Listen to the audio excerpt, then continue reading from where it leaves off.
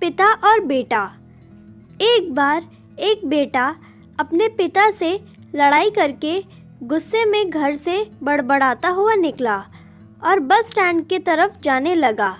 वह मन ही मन में बोल रहा था कि पता नहीं कितने पैसे छुपा के रखे हैं, लेकिन मेरे लिए एक बाइक नहीं ले सकते।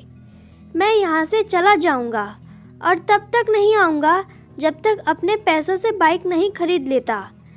उसे पैरों में कुछ चुभने का एहसास हुआ। नीचे देखा तो उसने पाया कि जल्दबाजी में उसने अपने पापा के जूते पहने हुए हैं।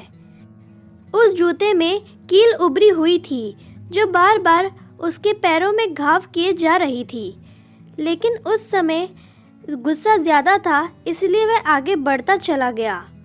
फिर उसे याद आया कि वह पापा का पर्स भी साथ लेकर आ गया है, तो उसके दिमाग में आया कि क्यों ना आज अपने पापा का पर्स चेक किया जाए, जिसे आज तक उसके पिता ने किसी को हाथ तक लगाने नहीं दिया।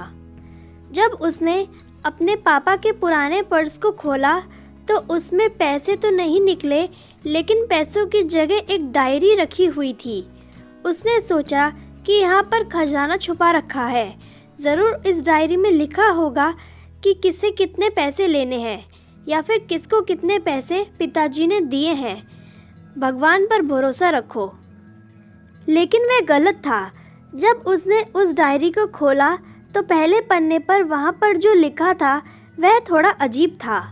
डायरी के पहले पन्ने पर जो लिखा था उसे पढ़ने के बाद उसके चेहरे पर जो हाव भाव थे वह गायब हो चुके थे, क्योंकि डायरी में वैसा कुछ नहीं लिखा था जिसकी उसने उम्मीद की थी या फिर जो भी वो सोच रहा था। उस डायरी में पैसों का हिसाब लिखा हुआ था जो अलग अलग कामों के लिए अलग अलग लोगों से उधार लिए गए थे।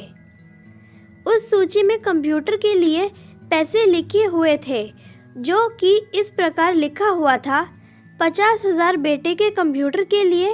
वो वही कंप्यूटर था जिसे वह आज तक इस्तेमाल करता आ रहा है, लेकिन उस बेटे को यह नहीं पता था कि उस कंप्यूटर को खरीदने के लिए पैसे कहाँ से आए थे। उस डायरी में कैमरे का हिसाब भी था। उस बेटे को याद था जब उसने पहली बार कैमरे के लिए जिद की थी, तब उसके पिता ने ठीक 2 हफ्ते बाद उसके जन्मदिन पर दिया था, जिसे देखकर वह बहुत खुश हुआ। और उसे खुश देखकर उससे ज़्यादा खुश कोई था तो वह उसके पापा। अब उसके बेटे से गुस्सा एक कदम गायब हो गया था। जब उसके बेटे ने दूसरा पन्ना पलटा तो उसमें कुछ इच्छा लिखी हुई थी।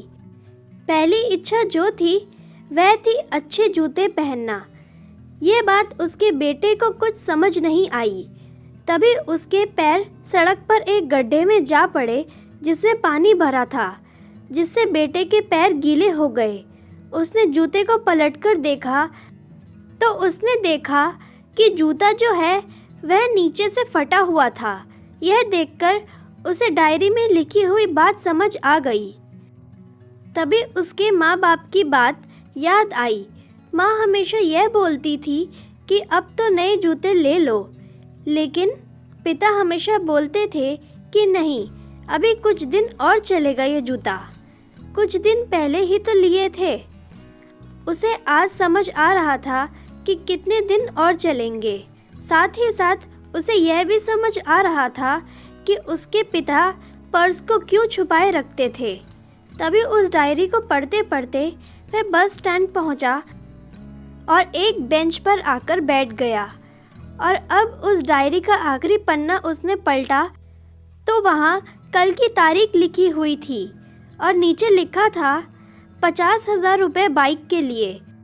उस बेटे ने बस इतना पढ़ा और उसका दिमाग एकदम सुन्न सा हो गया।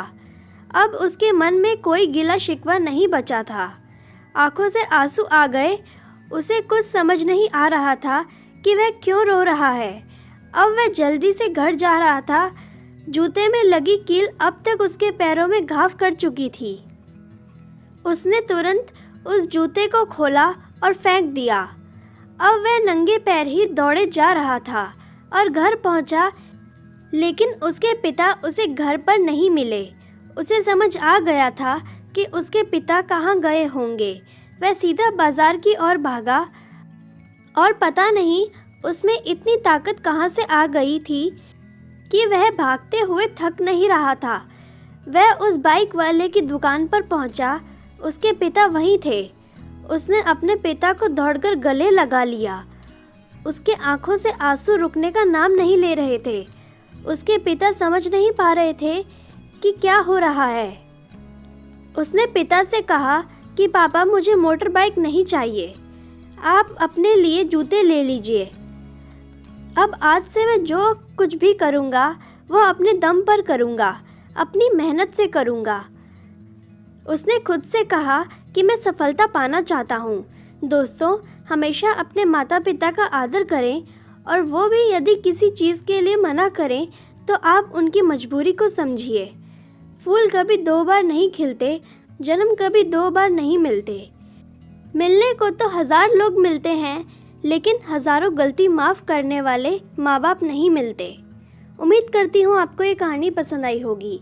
इस कहानी पर आपकी क्या राय है कमेंट करके ज़रूर बताएं। कहानी पसंद आई हो तो प्लीज़ लाइक करें, शेयर करें, सब्सक्राइब करें।